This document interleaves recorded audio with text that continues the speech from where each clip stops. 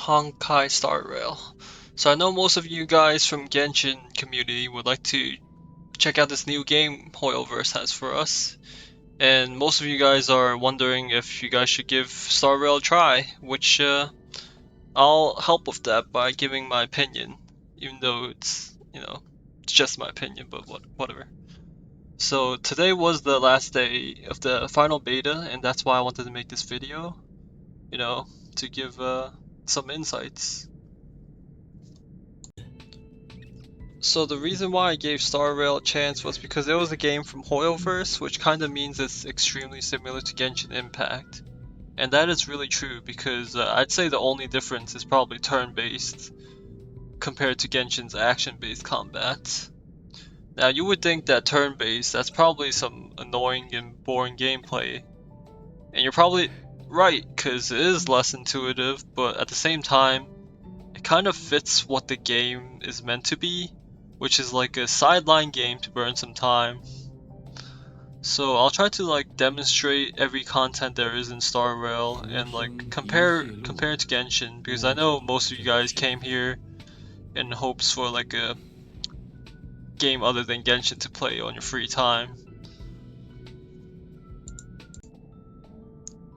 So in Genshin there are world levels and adventure ranks, and it's exactly the same as in starrail.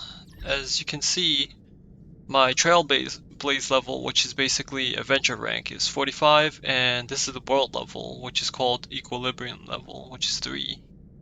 I think every 10 levels you get 1 level. So right now I'm 45, so I'm level 3 because it starts at level 20, so level 20 is world 1, level 30 is world 2, and level 40 is world 3.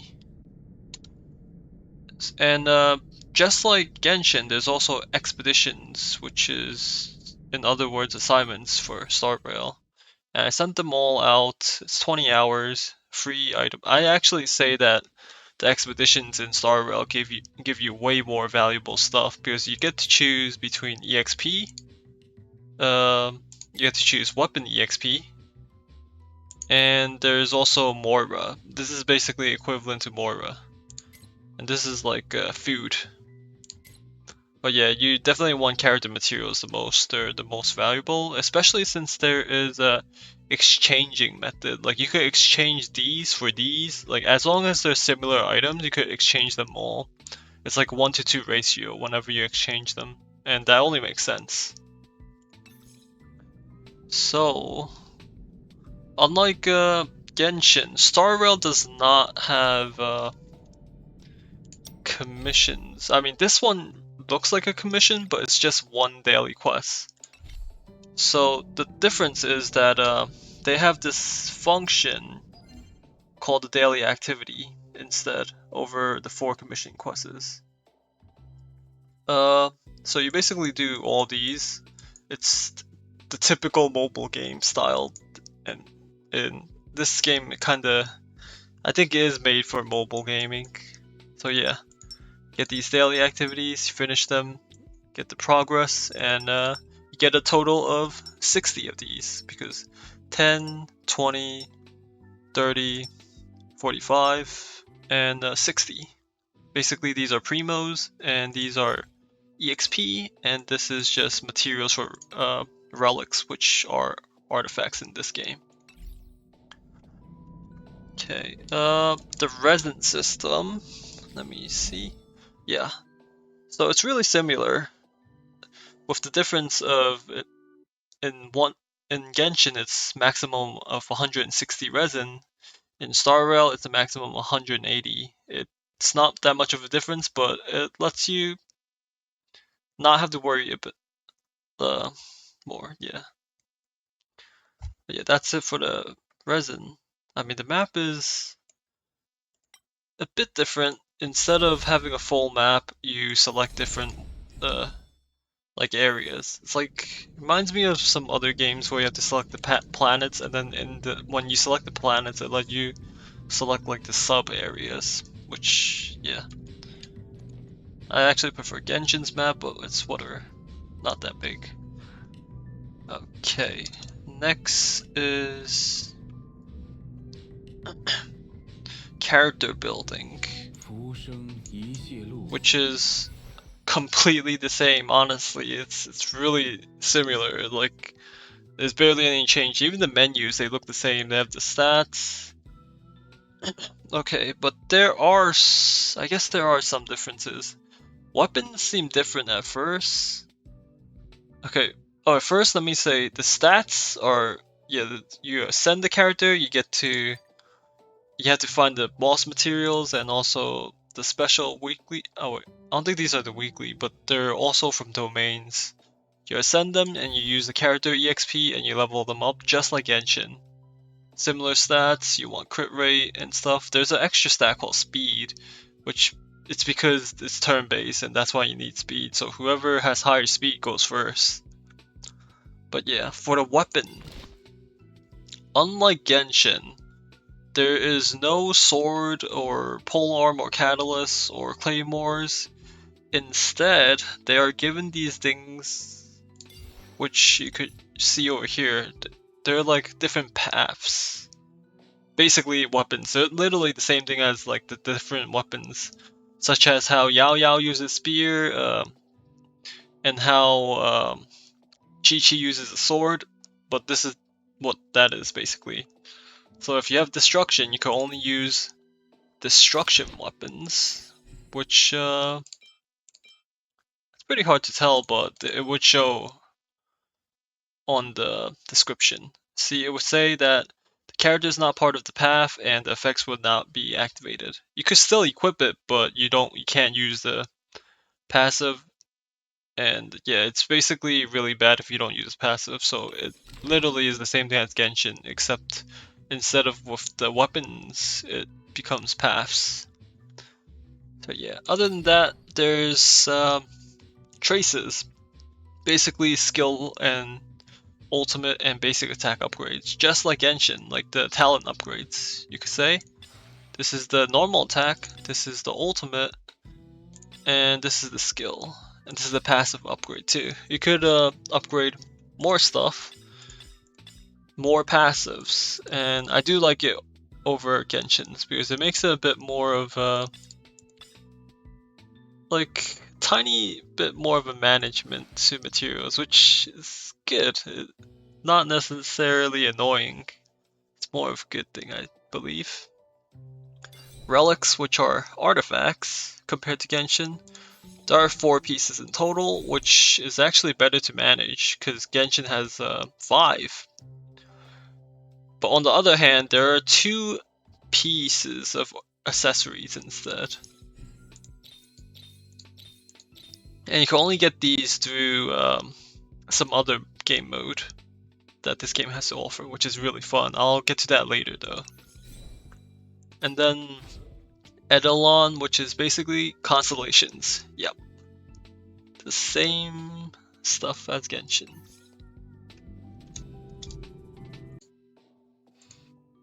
So the next thing I would like to introduce is the wishing system.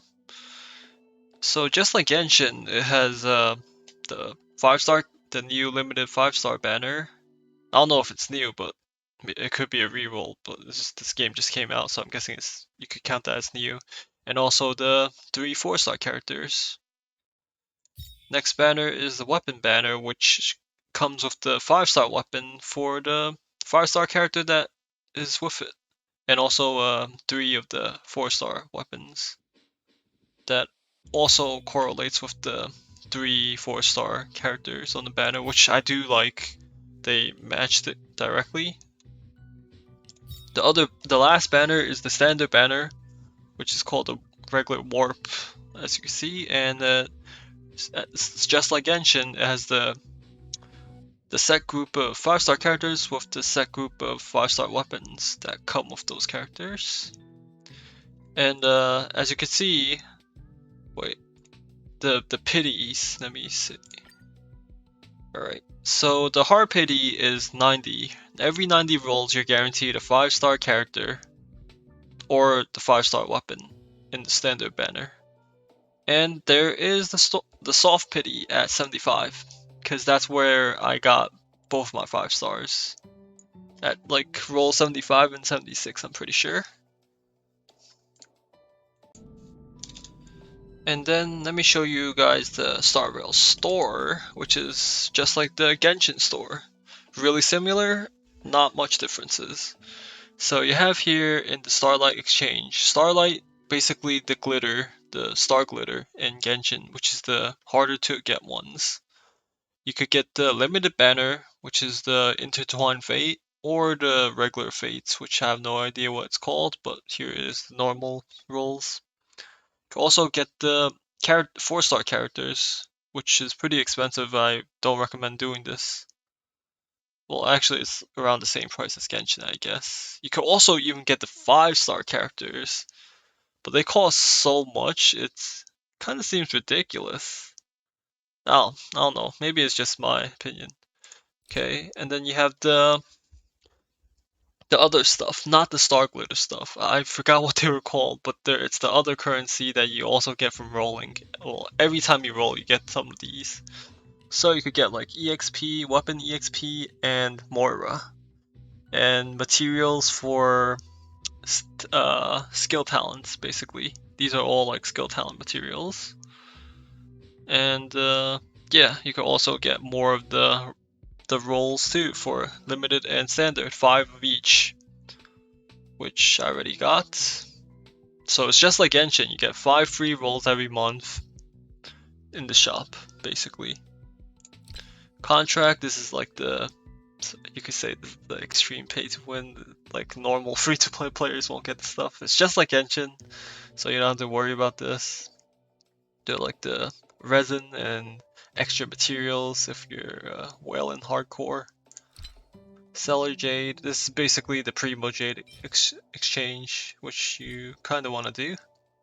I mean, you don't have to. Whenever you roll, you just press purchase with Primos anyways. But yeah. Okay, now for Genshin Abyss, which is the end game.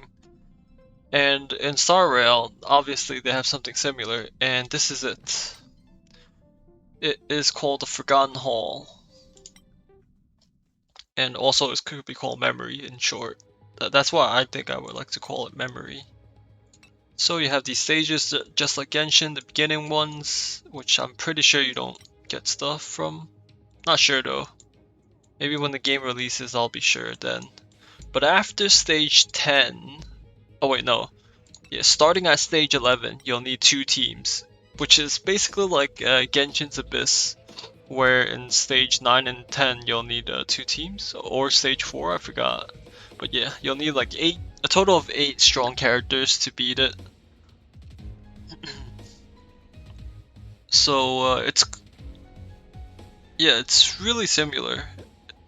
Although the difficulty, I'd say, really depends on your character stats and your weapon stats. So you could say as more of a pay to win team. Hopefully that doesn't trigger anyone, but it is what it is. Like, you get stats and you kill them faster. That's all. But yeah, it goes up to stage 15 at least, it shows.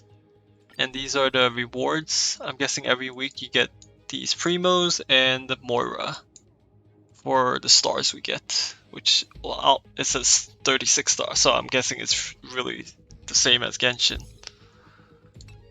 And you could also talk to the NPC to exchange these things called Lucent Afterglow, which you do get from the Abyss of this game. And these are like 4-star weapons for your characters, which is really neat. They aren't that good, but it's still better. I feel like it's better than in comparison to the Genshin's 4-star weapons that we get to exchange. So yeah, pretty nice. Now, there is the thing that's similar to Abyss, which is the memory thing. But there's also this other thing called simulated universe, which I actually find to be the most fun thing in this game. So you also do get rewards, however you need resin to like pick up the rewards. I really love this game mode because of the fact that we could pick the upgrades.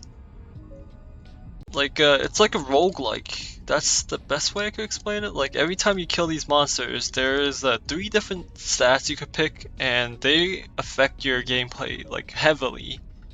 I mean, you could kind of say the same for Genshin's Abyss, where you get to pick the 3 traits. However, that's like once per round, I mean, once per phase, but in this thing called the Simulated Universe, you get to pick one every battle, so it's really dependent on what you pick, or RNG actually, because sometimes you get some 3 really bad ones, and sometimes you get 3 really good ones based on your team. So yeah, and also this is where you get the 2-piece accessories. So it's like a extra grind. Yeah, it sounds annoying, but it's really fun to do.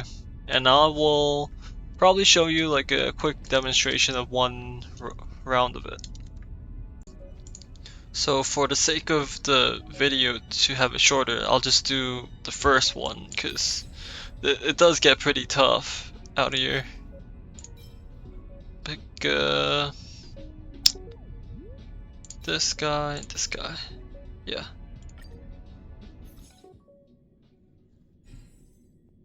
And look, you begin with these 3 traits, just like the classic roguelike, or like Hades or something like that. If you like those games, you'll probably love this. I pick Cosmic Fragments. Basically, Cosmic Fragments are these things up here. You just collect them, and it's like a temporary currency, so that in certain stages there are shops where you could buy upgrades, and that's what you need those Cosmic Fragments for. Okay, wow, I just instantly deleted them by entering the battle. Yeah, that's how easy it is if you have strong characters. And look, again, right after you kill the monsters, you get these buffs. Definitely crit damage. Oh, you get another one. Okay, because I killed 2 sets of monsters, so another. Break effect.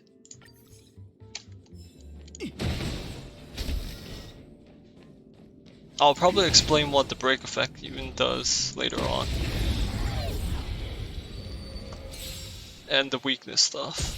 Basically the combat. Yep, they die super fast. Follow attack crit rate. Yeah, obviously this. I mean, it depends on your team, because certain teams don't have much follow-up attack, but I do have a lot. My character uses a lot of follow-up attack.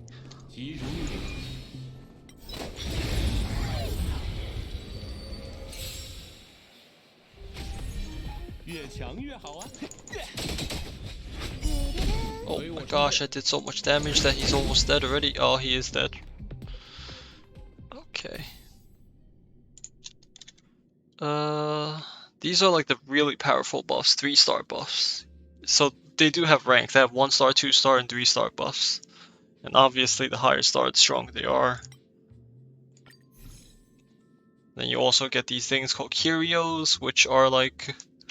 It's hard to explain. You'll probably learn on your guys' own or some other videos.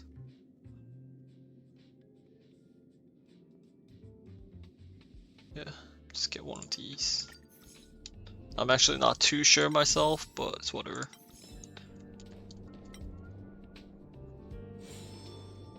And then after like getting up to some point, they will let you meet Herda and heal up, which is really nice.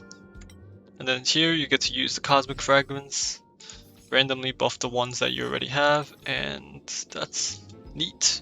There's also, it lets you revive a character, but exchange, you have to spend like your Cosmic Fragments to revive one character, which you would not like to waste, because instead you could use them for buffs.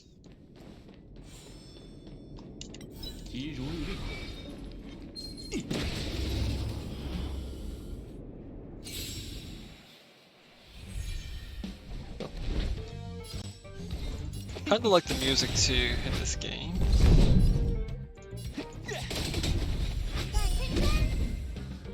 Easy peasy, because I am overgeared. Increase crit rate, of course. Entering battle. break these boxes on the side for extra cosmic fragments, so you could afford more stuff, basically.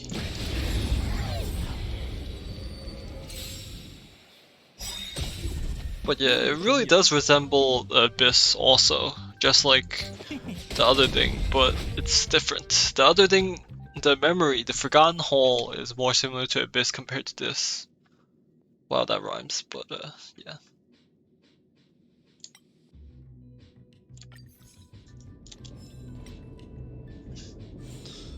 But yeah, this is extremely fun.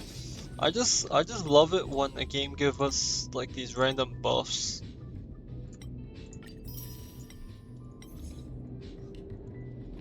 It makes you want to try and get for like the perfect run or something.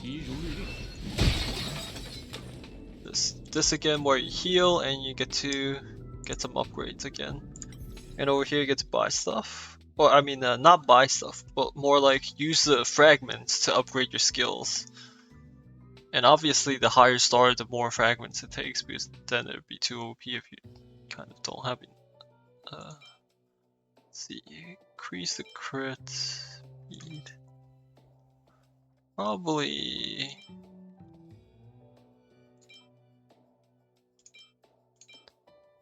this. Break. That's like breaking the armor. It's also the same thing, but yeah, good enough. Go, and this is the final boss. Basically the hardest monster there is. Use up some skills to get stronger damage and break its weakness. Should be easy, since I am overgeared.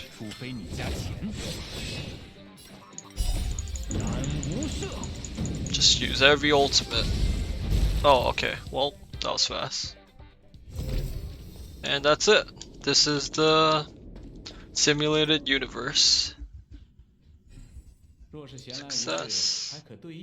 Get some points, and also whenever you do this, you get these weekly points and you get rewards for doing the Abyss. Doesn't matter if you fail it or not, as long as you do it, you get some points for doing it. And that's really nice. I feel like that's so free to play friendly. You get all these, you get a free roll, you get some primos, I mean it's not much, and you also get some talent materials and EXP.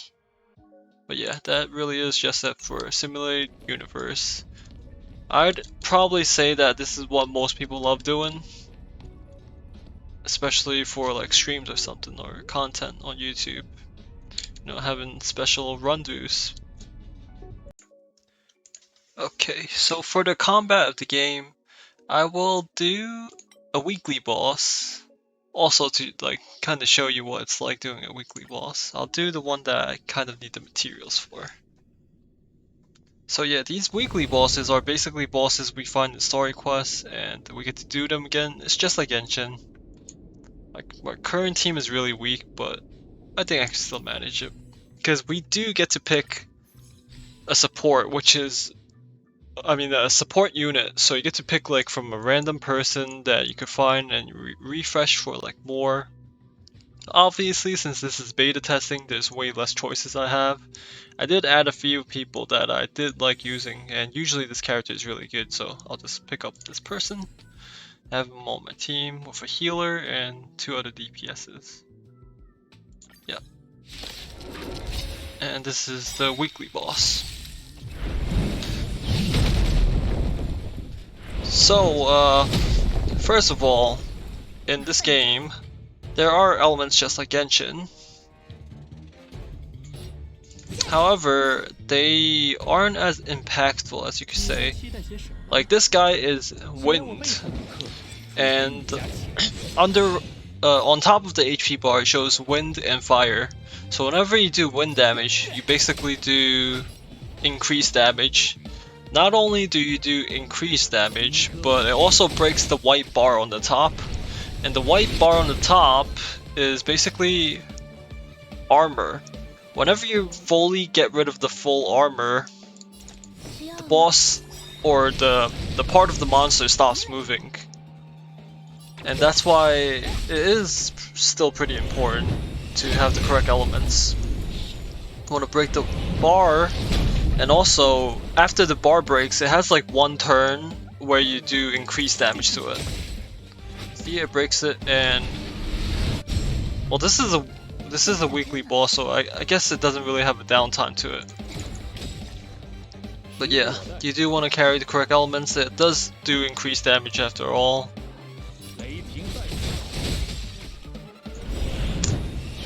Not sure by how much, but it's whatever. You just need to know it's increased.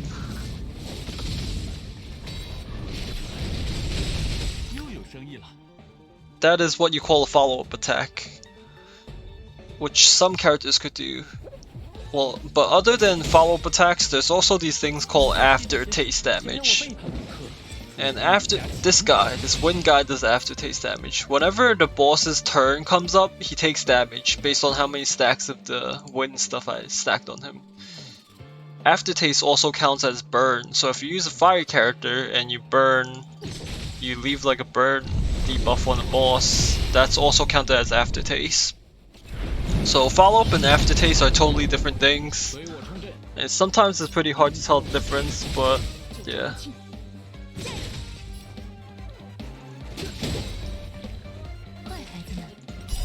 This is a healer, so I heal everyone. Just like Genshin, you want a healer or a support on your team.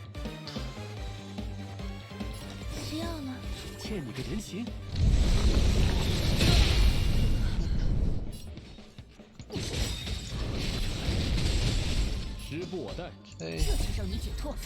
Gotta kill the boss as fast as possible. This is pretty tough for me though, so it takes some time.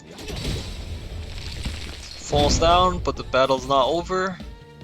Still have to fight him because he revives and comes back with a lot of HP. And usually during this time you don't want to waste any of your skills or ultimates because this is time for you to charge up your abilities. Because when he comes back up, he does a big attack. Yep, here comes the big attack. And then you want to attack him now. Well, at least for this boss, it isn't the same for the other weekly bosses. But there's only 2 weekly bosses right now, so yeah, you don't really have to worry about it.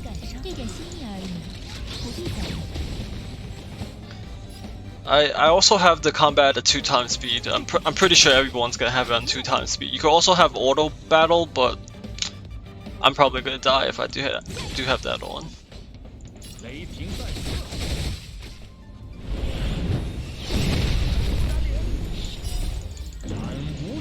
But yeah, you get energy every time you attack and every time you use a skill, and also every time you get hit.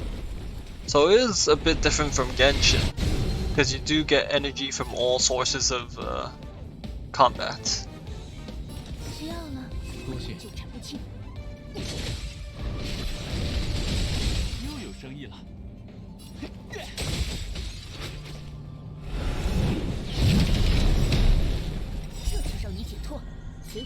I don't know if I mentioned it, but also whenever you break something, you do like an extra burst of damage every time you break something. So that kind of makes another reason why you always want to have the correct element.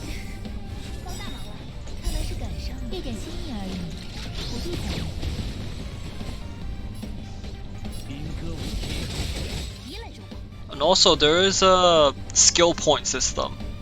Your normal skills do not use skill points, but your skills, well, that's kind of, I mean, yeah, it's intuitive. A skill uses the skill point. Usually the skill does a bit more damage than your regular attack.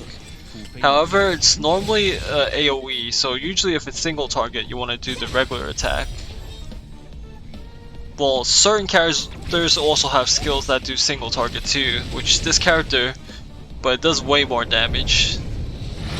So really, you just wanna... This is where the strategy comes in, I guess. Like how you use your skill points. Like this healer, you could attack, or you could use a skill point to heal an ally.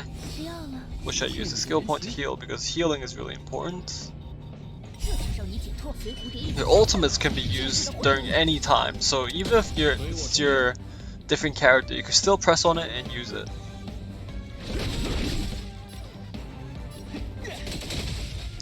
This is a really messy guide, but honestly, I'm pretty sure it's really simple. By the time that you get to these weekly bosses, you would know exactly what to do. I'm pretty sure.